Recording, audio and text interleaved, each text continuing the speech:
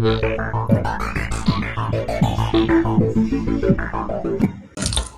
to survive every game in Squid Game Season 3.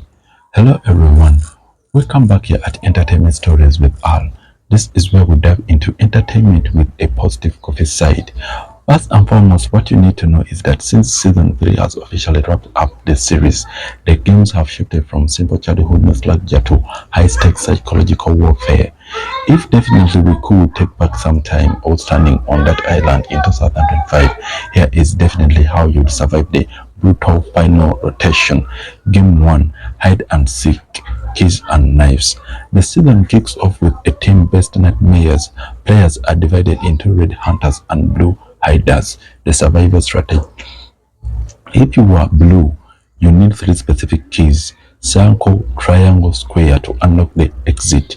Cooperation is actually the hack here. Don't just hide, find teammates with different key shapes immediately. Staying so is a death sentence because the red team is armored and hunting. If you are red, you are required to eliminate at least one blue player to pass. Target the stragglers early. So the pro tip in this game is that in the show, the blue team survivors often swapped vests or items to confuse the hunters. Use the environment to create bottlenecks where the red team's knives are less effective. Game 2, Jump Rope, the bridge. This isn't your playground jump rope. It features the return of the giant doll, Yang He, now joined by Chosu. Players must cross a bridge while jumping over a swinging rope. The survival strategy involves timing and order, everything. First and foremost, what you need to know about this game is that unlike the glass bridge in season 1 where being last was based, here you need to manage your stamina. The rope swings at varying speeds. The secret is that watch the doll's eyes, they cue for rhythm. The moral twist is that as seen with Juhin's baby prayer 222, the game forces you to decide if you will help a burden or prioritize your own speed. Helping others can actually stabilize the bridge, but it slows you down. Game 3, Squid Game, the pillars. The final showdown takes place.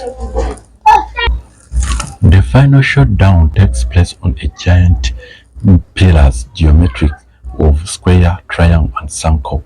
It's indeed essentially a brutal pushing context at extreme heights.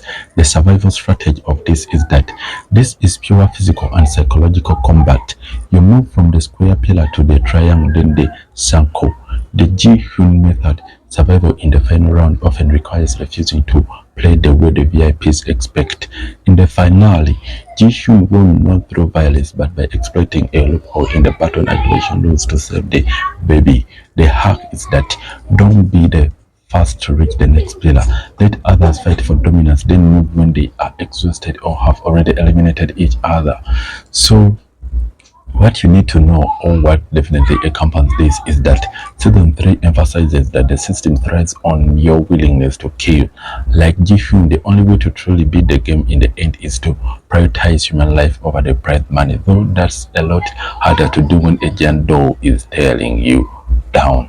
More and more definitely about the Squid Games is definitely what we will always be sharing with you here at Entertainment Stories, and as always it has been Al, and have a great time ahead.